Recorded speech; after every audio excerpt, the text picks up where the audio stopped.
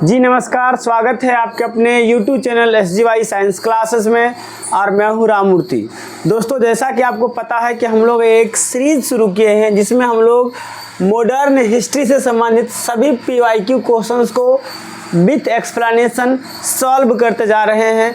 और आज का जो अपना ये टॉपिक है ये है औपनिवेशिक अर्थव्यवस्था, और ये औपनिवेशिक अर्थव्यवस्था का पार्ट 2 होगा। इससे पहले हम पार्ट 1 पर वीडियो बना चुके हैं और उसका लिंक मैं आपके इस डिस्क्रिप्शन बॉक्स में डाल दूंगा। तो चलिए बिना देरी किए शुरू करते हैं अपने इस पाठशाला को। और ये रहा आज का पहला प्रश्न।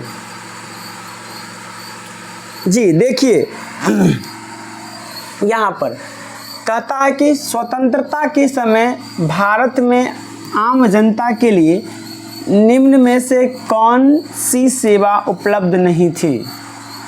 कॉल सेंटर, रेलवे, टेलीग्राफ सेवा या डाक सेवा। यानी हम लोग जब स्वतंत्र नहीं हुए थे उस समय आम जनता के लिए कौन सा सेवा उपलब्ध नहीं था? इनमें 4 ऑप्शन हैं। तो सबसे पहले थोड़ा इसका डिस्कशन देख लेते हैं, उसके बाद आंसर तो आप लोग खुद ब खुद दे देंगे। तो देखिए, यहाँ पर स्पष्ट लिखा गया है, स्वतंत्रता के समय आम जनता के लिए टेलीग्राफ सेवा, रेलवे तथा डाक सेवा उपलब्ध थी। कौन कौन सेवा? टेलीग्राफ सेवा, इसके अलावा रेलवे सेवा और डाक सेवा उपलब्ध थी। जबकि कॉल सेंटर सेवा 21वीं सदी से की सेवा है। यानी ये सेवा जो है ये 2000 ईस्वी के बाद की ये सेवा है। भारत में डाक, तार तथा रेलवे को प्रारंभ करने का श्रेय लॉर्ड डलहौजी को दिया जाता है। यानी इसमें जो कॉल सेंटर सेवा है ये 21वीं सदी की सेवा है। इसके अलावा जितने भी सेवा है सब हमारे स्वतंत्रता से पहले भी प्रारंभ हो चुका था।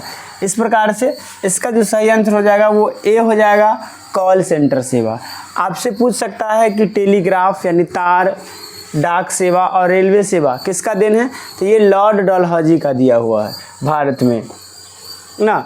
यहाँ पर देख रहे हैं स्पष्ट लिखा हुआ है, डाक, तार और रेलवे को प्रारंभ करने का श्रेय किसको जाता है? लॉर्ड डलहौजी को जाता है। आगे की ओर चलते हैं और ये है आपका अगला प्रश्न, जिसमें आप देख सकते हैं स्टेटमेंट वाला प्रश्न है। कहता है कि स्वतंत्रता के समय कृषि की स्थिति के संबंध में निम्न में से कौन सा कथन गलत है? ऑप्शन ए में है, पट्टेदारी प्रणाली बिचौलियों द्वारा अभिलक्षित थी। दूसरा है, जमींदारों ने किसानों की स्थिति को सुधारने का प्रयास किया। तीसरा है, भारतीयों किसानों को नकदी फसल के उत्पादन के लिए प्रोत्साहित किया गया। और चौथा है, कृषि क्षेत्र की निम्न उत्पादकता। मतलब ये कौन सा स्टेटमेंट है जो गलत है? तो ज़रा इसका डिस्कशन देख लेते हैं। यहाँ आप देख सकते हैं, कहता है कि स्वतंत्रता के समय ब्रिटिश उपनिवेशिक शासन के अंतर्गत भारत के मूलतः एक कृषि अर्थव्यवस्था ही बना रहा। मतलब जब स्वतंत्रता के समय तक, यानी स्वतंत्रता के समय ब्रिटिश उपनिवेश के शासन के अंतर्गत कौन सा था? मूलतः भारत के कृषि अर्थव्यवस्था था।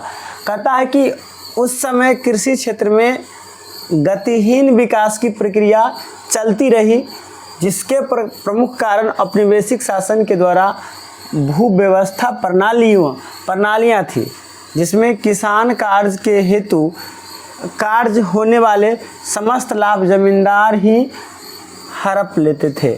यानी जितने ही कृषि से जो भी किसान को लाभ होता था वो सब कौन हड़प लेता था? जमींदार हड़प लेता था। तो यहाँ से तो एक बात तो स्पष्ट है कि जमींदार किसान का विकास नहीं चाहता था। आगे की बात करें तो कहेंगे इन्होंने कृषि क्षेत्र की दशा सुधारने के लिए कुछ नहीं किया। किसान जो जमींदार जो थे वो कृषि की यानी किसान की जो दशा है उसको सुधारने का कोई प्रयास नहीं किया है। यद्यपि इनकी रुचि तो किसान की दुर्दशाओं को अनदेखी कर अधिक से अधिक लगान संग्रह तक सीमित था। उनका जो ज़मींदार जो था उनका मुख्य उद्देश्य था कि वो ज़्यादा से ज़्यादा टैक्स वसूल करे। औपनिवेशिक शासन के दौरान किसानों को खाद्यान्न फसलों के जगह नकदी फसल के उत्पादन के लिए प्रोत्साहित किया गया। मतलब उस टाइम में जो उपनिवेशवाद था वो कहता था कि आप खाद्यान्न यानी खाने वाले फसल से ज़्यादा आप नकदी फसल, जैसे कि आपको पता होगा नील की खेती के लिए प्रोत्साहित किया जाता था, जिनका प्रयोग इंग्लैंड में लगे कारखानों में होता था। इन फसलों का उत्तम मूल्य भी किसानों को नहीं मिलता था, जिसके कारण भारतीय किसानों की स्थिति अत्यंत दयनीय हो गई। तो यहाँ पर जो है इस प्रकार से यहाँ पर आप देखेंगे तो पहला प्रश्न कहता है कि पट्टेदारी प्रणाली बिचौलियों द्वारा अभिलक्षित थी। जी ये तो बिल्कुल सही जवाब है कि इसमें बिचौलिया था और बिचौलिया का एक ही काम था कि वो ज़्यादा से ज़्यादा टैक्स संग्रहित करके धन अर्जित करना चाहता था।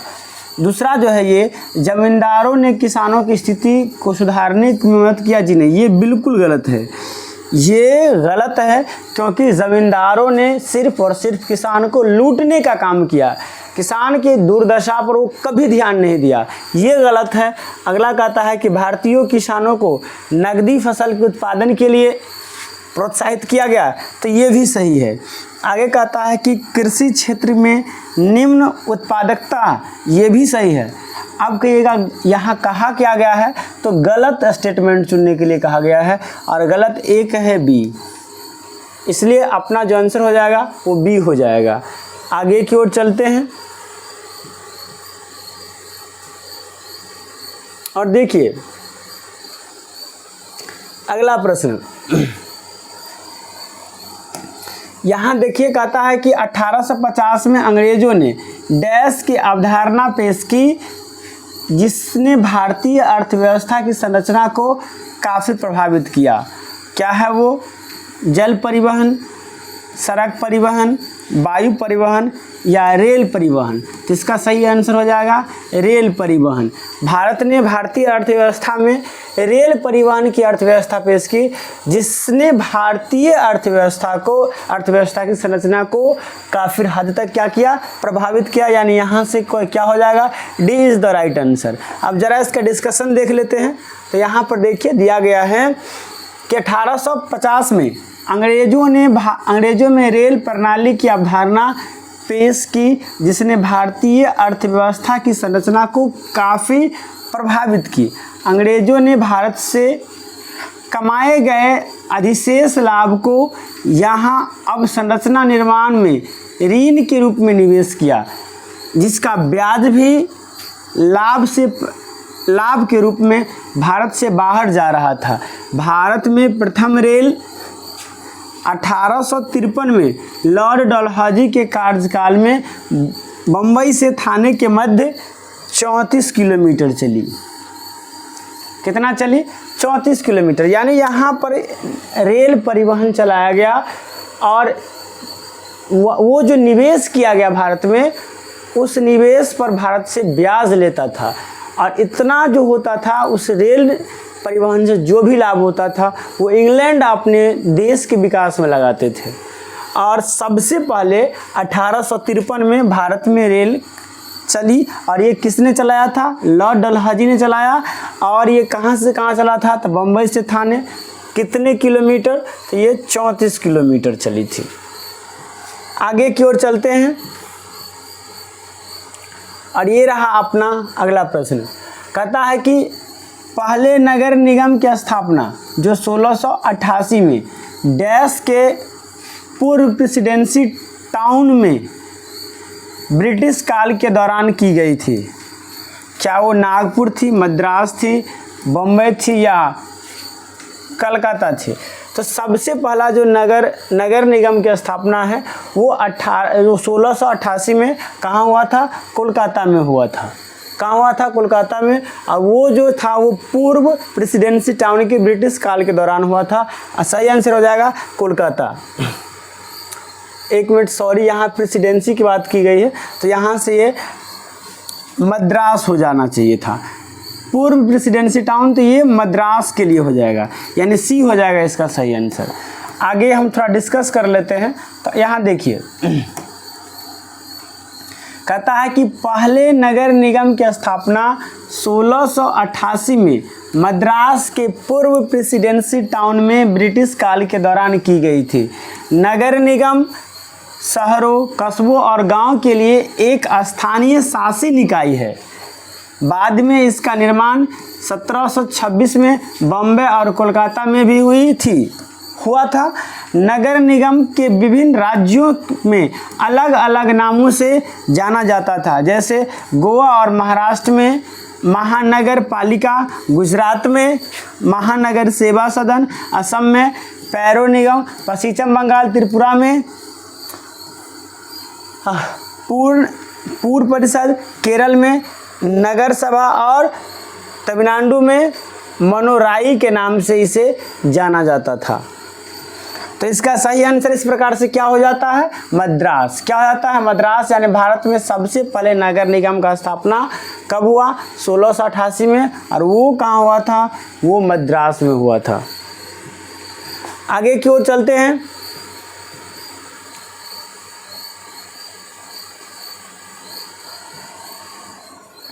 और ये रहा अपना अगला प्रश्न। कहता है कि 1753 में किस वायसराय के शासनकाल में बंगाल का विभाजन, बंगाल की अस्थाई बंदोबस्त लागू की गई थी?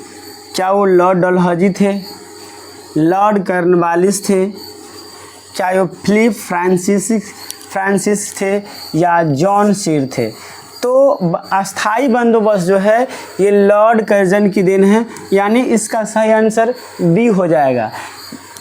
यानी 1793 में लॉर्ड कर्जन वायसराय के शासनकाल में बंगाल में अस्थाई बंदोबस्त लागू की गई थी, यानी B is the right answer. आगे हम लोग थोड़ा डिस्कस देख लेते हैं। तो देखिए यहाँ पर दिया गया है,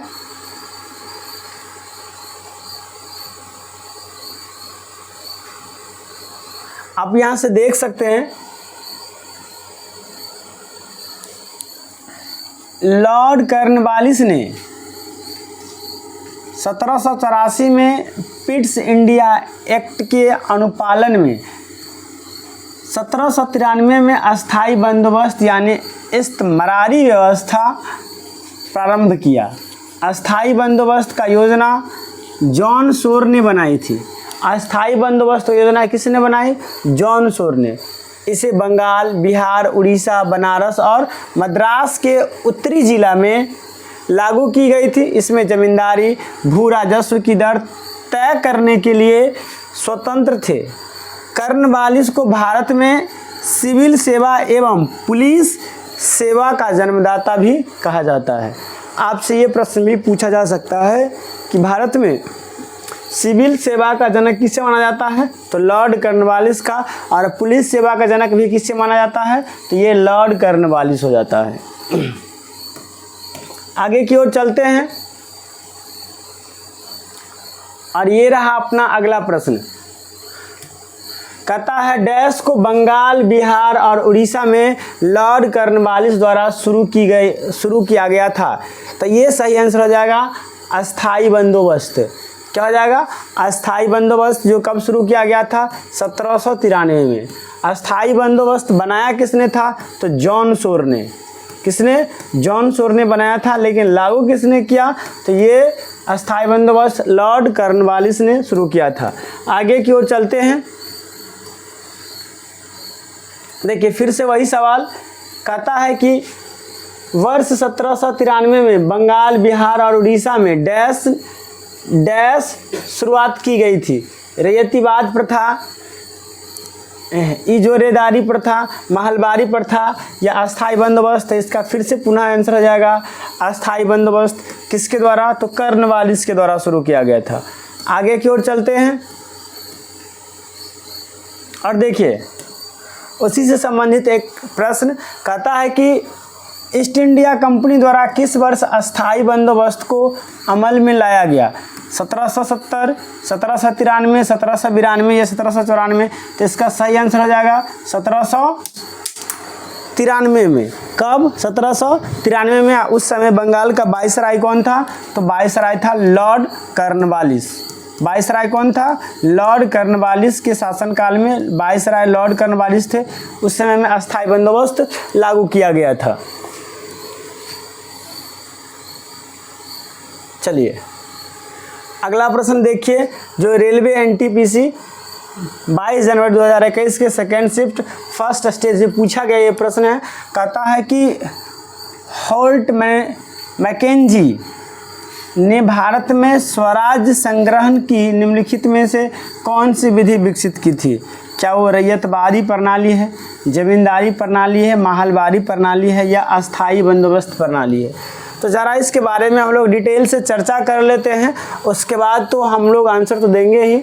तो यहाँ से आप देख सकते हैं हाँ कि महलवारी प्रणाली का प्रस्ताव सर्वप्रथम होल्ट मैकेंजी द्वारा 1822 में लाया गया था। यह ब्रिटिश कालीन भारत में स्वराज संग्रह की एक विशेष विधि थी। इसके अनुसार प्रति खेत के आधार पर स्वराज निश्चित नहीं की जा सकती थी, बल्कि प्रत्येक महल यानी गांव और जागीर के अनुसार राजस्व निश्चित किया गया था। इसलिए यह व्यवस्था महलवारी पद्धति के नाम से जाना जाता है। यानी इन्होंने जो होल्ट मैकेंजी है वो खेत के अनुसार से कर को फिक्स नहीं किए, बल्कि गांव कस्बा के आधार से क्या किया, कर को, या हम कह सकते हैं उनकी जो स्वराज है उनको फिक्स किया कि कहाँ पर कितना मतलब उत्पादन होता है। जहाँ पर ज़्यादा उत्पादन होता है वहाँ से ज़्यादा राजस्व लिया जाएगा, और जहाँ पर कम उत्पादन होता है वहाँ से कम राजस्व लिया जाएगा। इसीलिए ये जो पद्धति है इसका नाम रखा गया महलवारी पद्धति। कहता है कि समस्त महल सम्मिलित रूप से राजस्व चुकाने के लिए उत्तरदायी था। यानी इस प्रकार से इसका जो आंसर हो जाएगा वो महलवारी व्यवस्था हो जाएगा। क्या हो जाएगा? महलवारी प्रणाली, यानी डी इसका सही आंसर हो जाएगा। आगे की ओर चलते हैं। चलिए और इस प्रश्न को देखिए,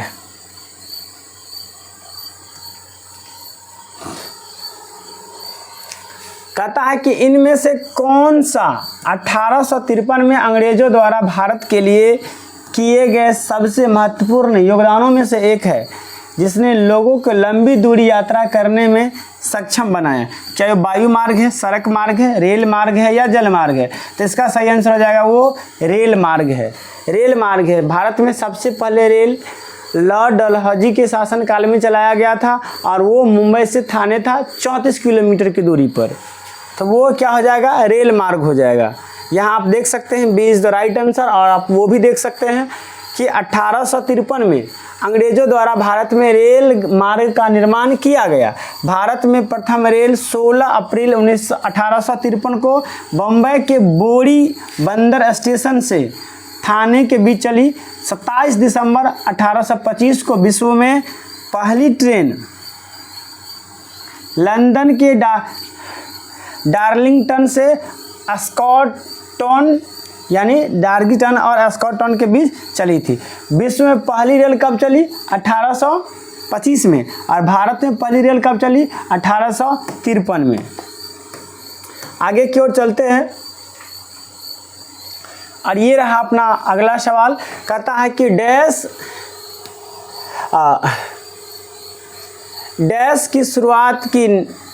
की शुरुआत की नई राजस्व प्रणाली को रैयतवादी बंदोबस्त के रूप में जाना जाता है?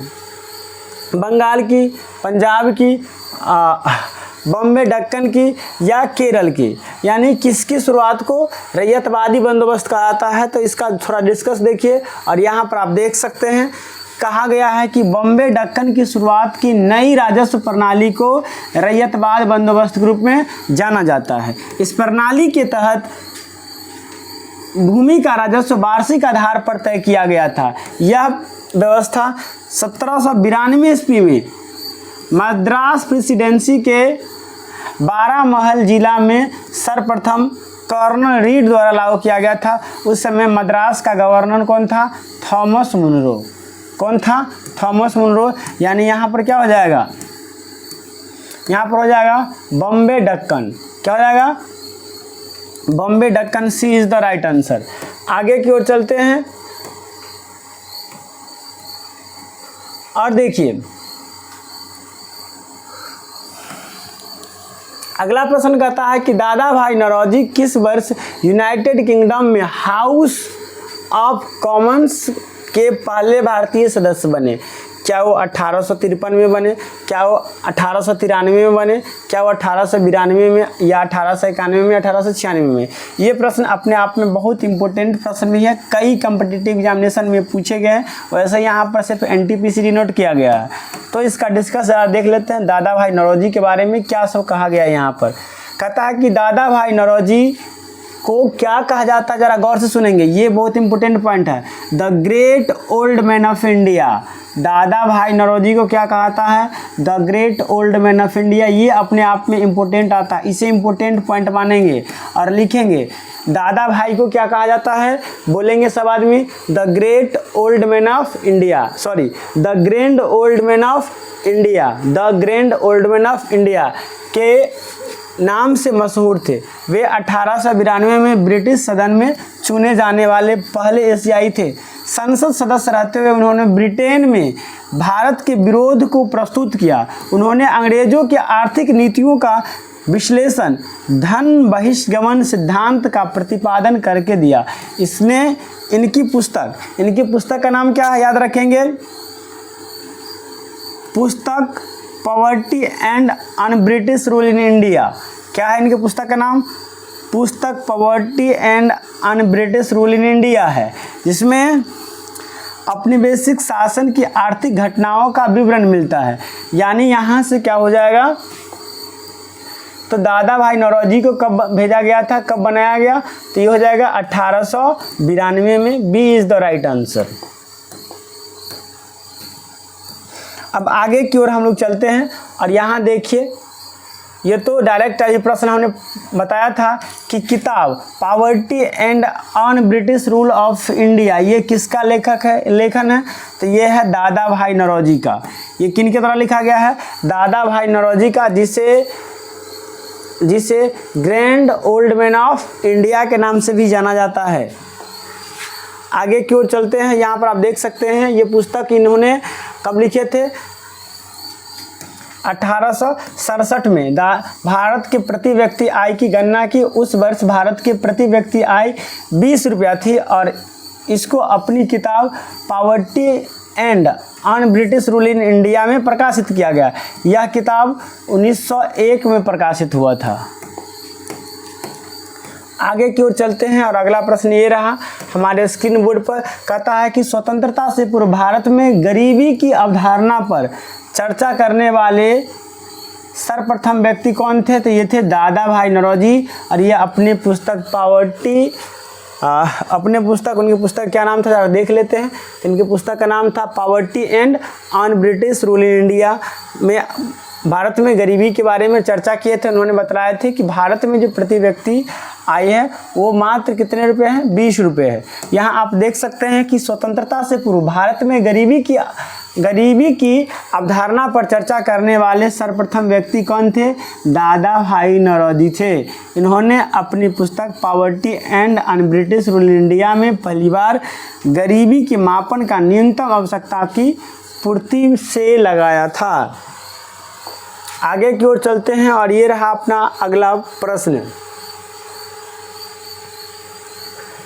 प्रश्न कह रहा है कि 1818 में भारत की पहली कपड़ा मिल डैश के पास फोर्ट ग्लास्टर में स्थापित किया गया था। क्या वो मद्रास के पास था, अहमदाबाद के पास था, बम्बई के पास था या कोलकाता के पास था?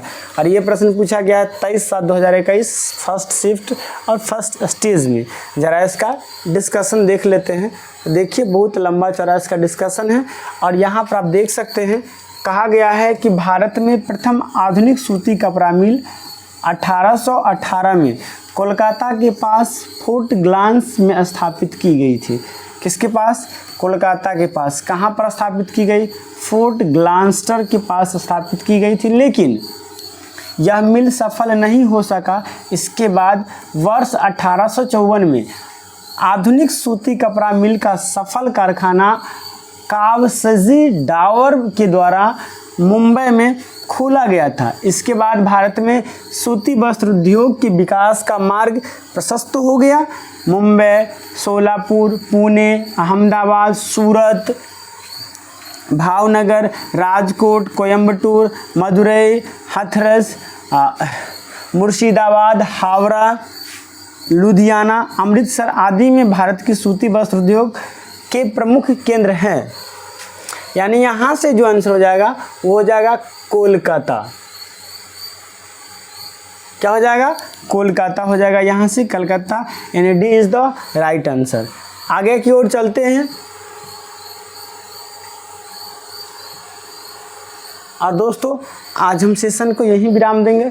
कैसा लगा आपका हमारा ये वीडियो कमेंट करके बतलाइएगा। अगर अच्छा लगा है तो लाइक कीजिए, साथ ही साथ यदि आप हमारे चैनल पर नए हैं तो इसे सब्सक्राइब करके बेल आइकन को दबा दीजिए। चलिए मिलते हैं नेक्स्ट वीडियो में। आज के लिए इतना ही। जय हिंद, जय भारत।